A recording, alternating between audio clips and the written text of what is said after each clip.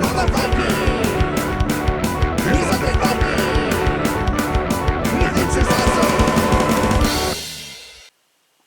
everybody, it's me, Undead Viking. I want to take some time out of your day to tell you about this game. It's called Ragnaroll. Now, Ragnaroll, as you can probably guess, because this guy with the big axe and the beard, is about Vikings. And, of course, I'm Undead Viking. And this is about Vikings that actually die and go to Valhalla and come back. And so, it's even better, I'm the Undead Viking.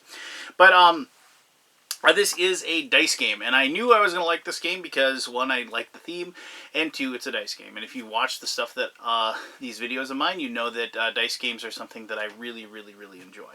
What you're going to be doing in this game is that each and every one of the players is going to be taking their band of Vikings, which are represented by dice, and they're going to roll them to both defend their home and also attack the other players.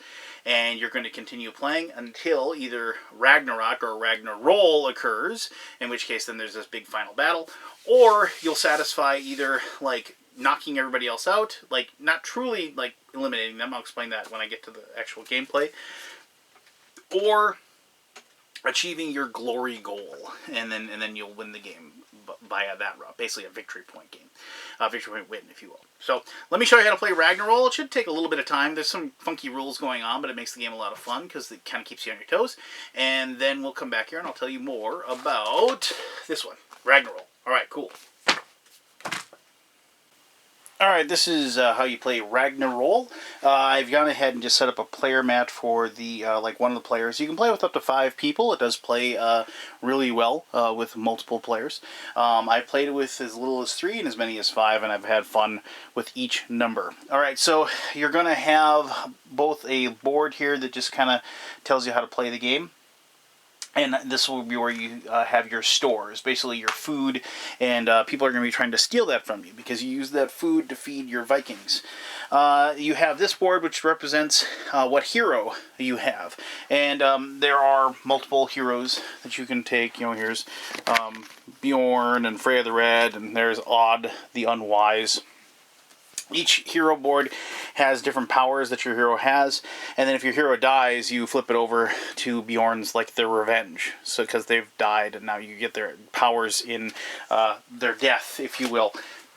It is possible to bring your hero back to life, in which case then you would just slip it back over.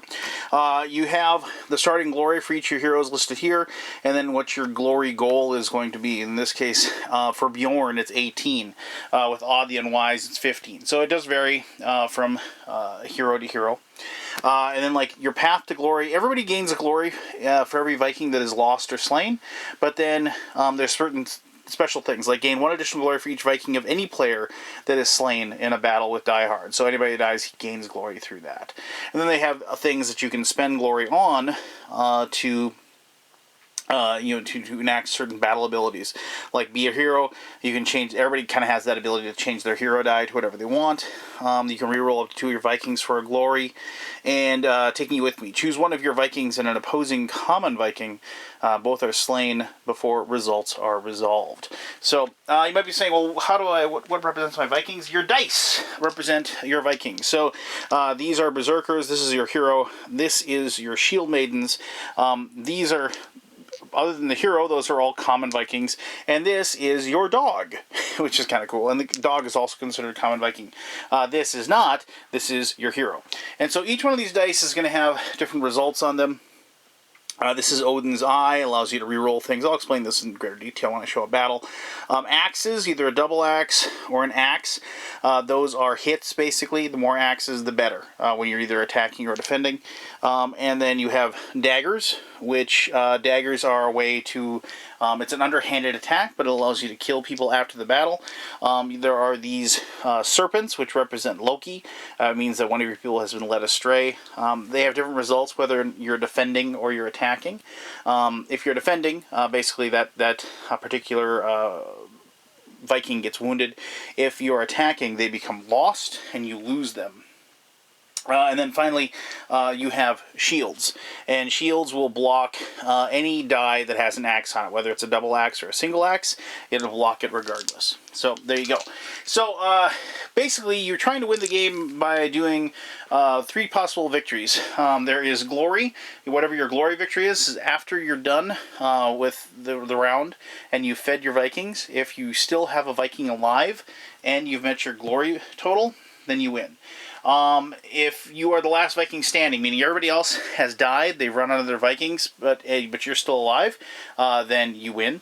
And Ragnaroll, if everybody dies, basically the end times are upon us, and everybody's going to do one final roll that is going to try to determine how many axes they get, and whoever rolls the most axes wins during the final battle. So basically what happens in the game is that everybody is going to look, you're going to turn a card over for the fate.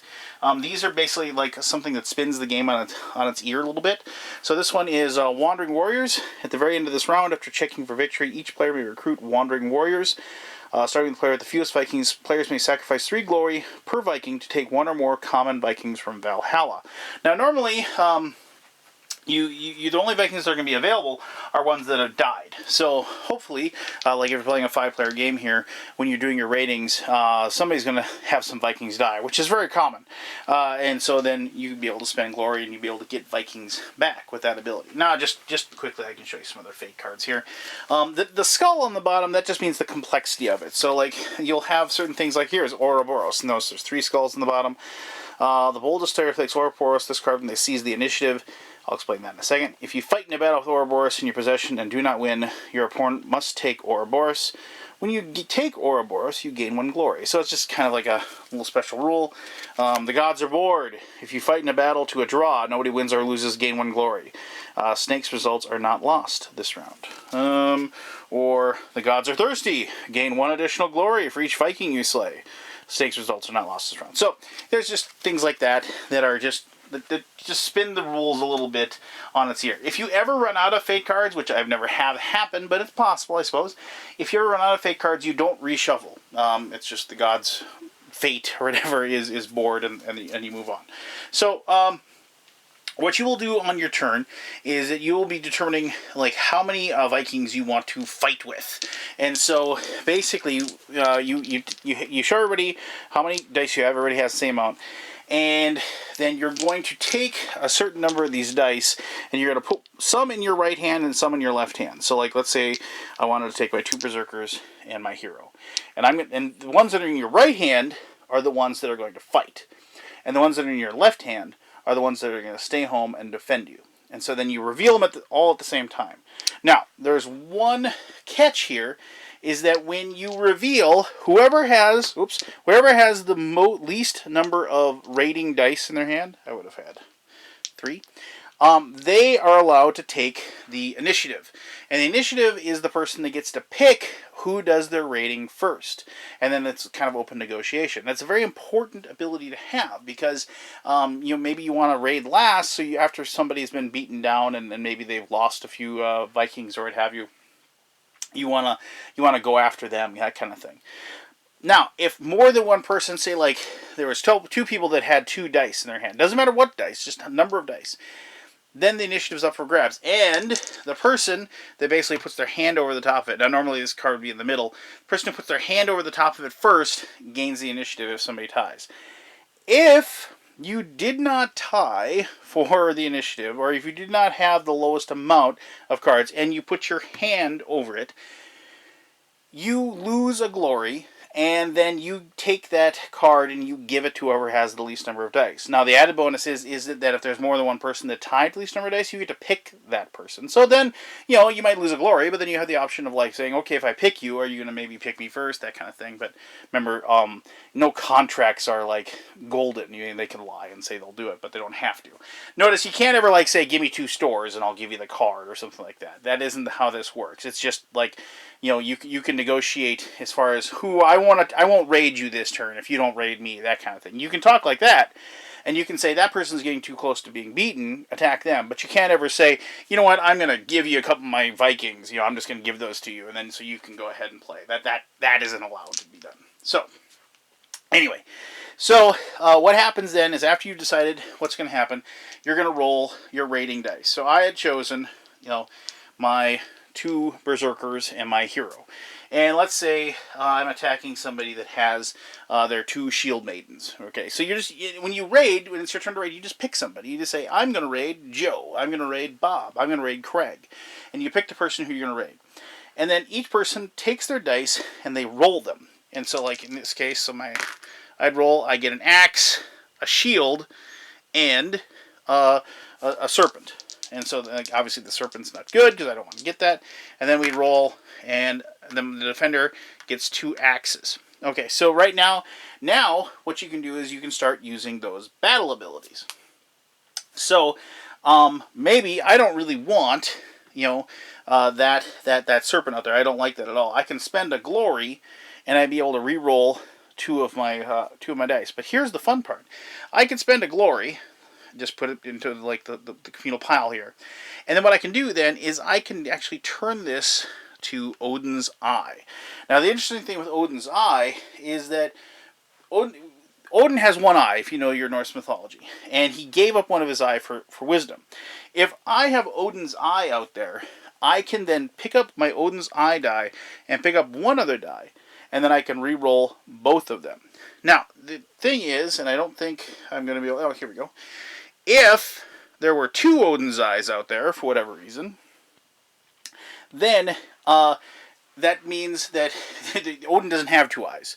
So that power only works when there's 1 eye. So what happens then is that both person would have to re-roll their eye result. If you get another eye result, you just leave it. It doesn't matter. But in this case, we didn't do that. So we have the 2 axes, and then I'm going to change. And then it says here, actually, I get this glory back. Actually, I apologize.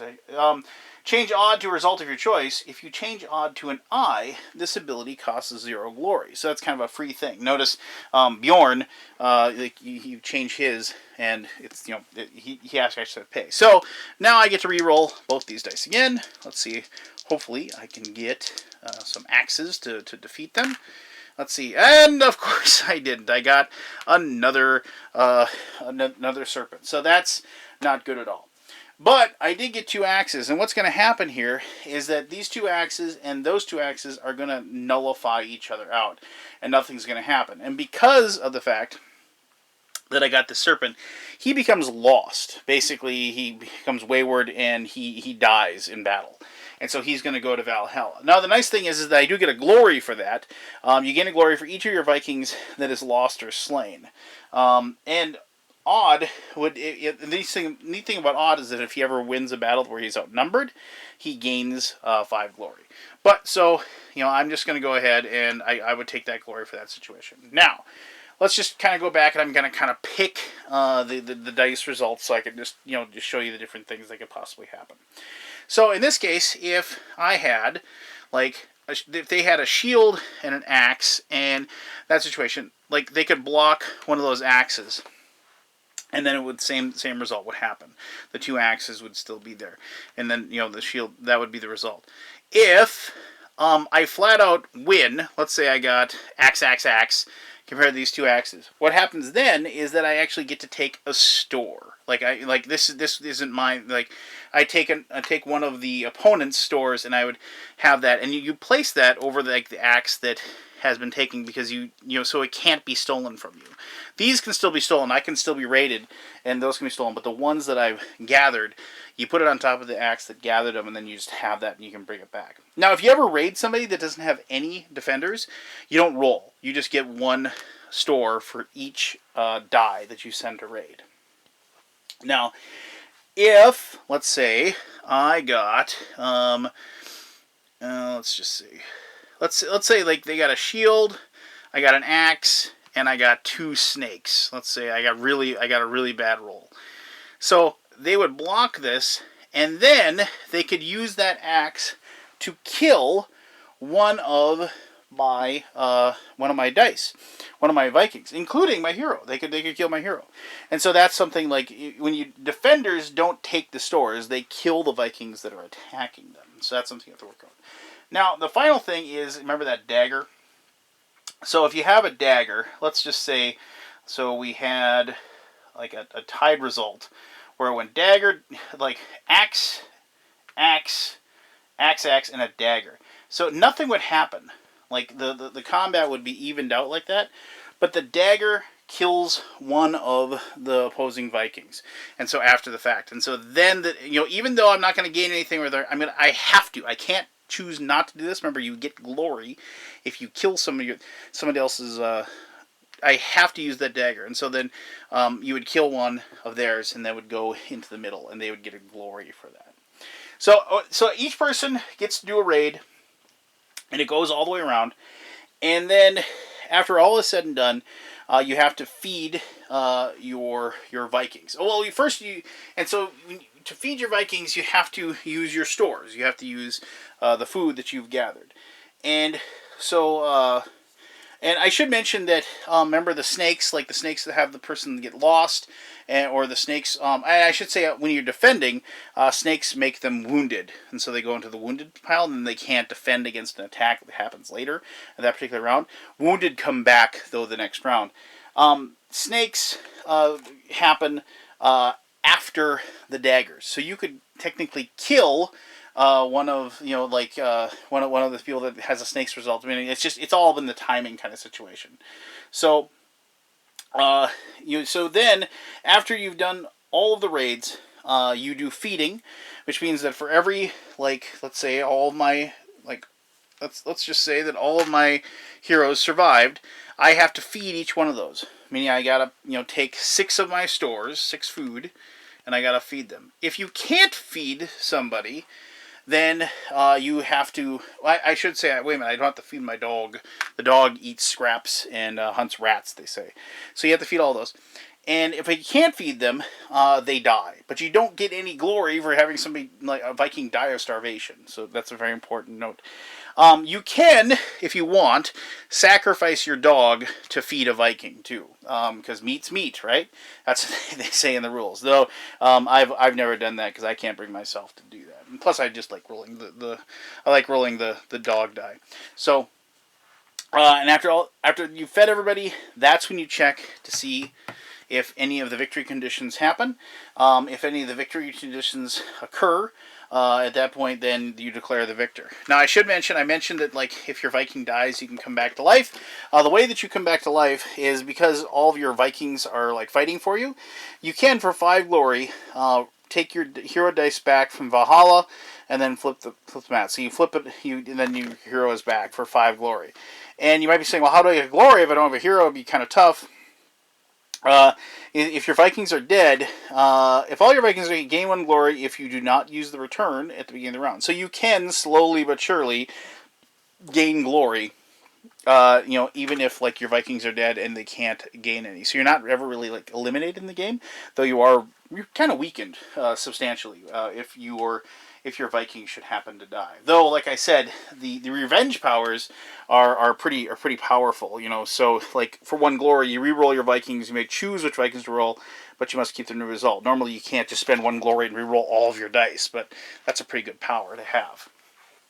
So then you just the game just, like I said, continues. You keep drawing those fake cards, and each one you'll have it affect the turn, and until eventually somebody's going to get one of the last Viking standing or glory victory, or you're going to go to the Ragnaroll, which is the final battle where everybody's going to roll their dice, and whoever has the most axes at that point will win the game. All right, so there you go. That's how you play Ragnaroll. Let me tell you more about what I think of this cool little dice game in my conclusion. All right, thanks very much for taking the time to watch how to play Ragnaroll. As I said, I'm just a sucker for these dice games. This isn't a real push your luck type dice game, though. This is a game of opportunistic chance and modifying your luck, if you will. There's all kinds of different powers and abilities that you're going to gain, both through your Viking and through the fake cards that you draw, that you're going to be on your toes and trying to make sure that you have the right dice in the right situation, and then hopefully roll the right things for the dice that you need in those situations as well. Nobody's ever going to say about dice games that they're extremely strategic, because they're not a deterministic game. You are kind of at the whims of chaos when you're rolling dice to determine what happens while you play the game. But it is games like this that I really like, that allow you to alter the dice, alter your luck, alter what you rolled, and play it against the seer. There's something about the game that like, it isn't straightforward. It isn't like, okay, just roll really well and then you win. No, you don't want to all the time as the defender roll really well and kill the attackers that are attacking you, because you're giving the other player victory points by doing that. And so there's this wonderful balance that you have to maintain, between making sure that you don't like get victimized and have all your food stolen from you, and so your Vikings die of starvation, but also not doing so well at defending yourself that you're like giving somebody the win. And so and there's all these like cool things you can do about changing the die rolls and things like that, and altering them, and using special abilities of the different Vikings to kind of make that choice and make that decision, and make it an interesting game, and not just a big giant dice chucker where you're just saying, okay, I got 3 6s, so I win. Okay, your turn. And that's what makes like a dice game really stand up and make me notice it and make me have fun with it. Because of the fact that it isn't just about rolling well. It's about rolling a certain way depending upon the situation that you're in, and recognizing those situations is what makes this one makes Ragnaroll a lot of fun. So if you like dice games like me, I think you're gonna like this. If you like a Viking theme, which this game really fits that Viking theme, I think you're really gonna like this. The art is cool, the dice look cool. I mean, obviously this is a prototype, so like what you saw isn't necessarily what you're going to see when the game is published. But what I had, just like I said, I really like that dog die. I think the fact that they added in an 8-sided and kind of spun the game a little bit on its ear, like that your loyal dog that eventually like I said, I never ate it because I couldn't bring myself to do it, because I love my puppies and I would never do that to my puppies. But I do like that that's an option. I mean, it's stuff like that. It's that it's weird to have immersion in a dice game, but it's a very welcome addition to the game as well. So there you go, Ragnaroll. If you have any questions about it, please ask away. I'll be happy to answer those to the best of my ability. As always, I really appreciate you taking the time to watch this video. And until next time, this is me, the Undead Viking, and I'm telling you to have yourself one heck of an awesome day.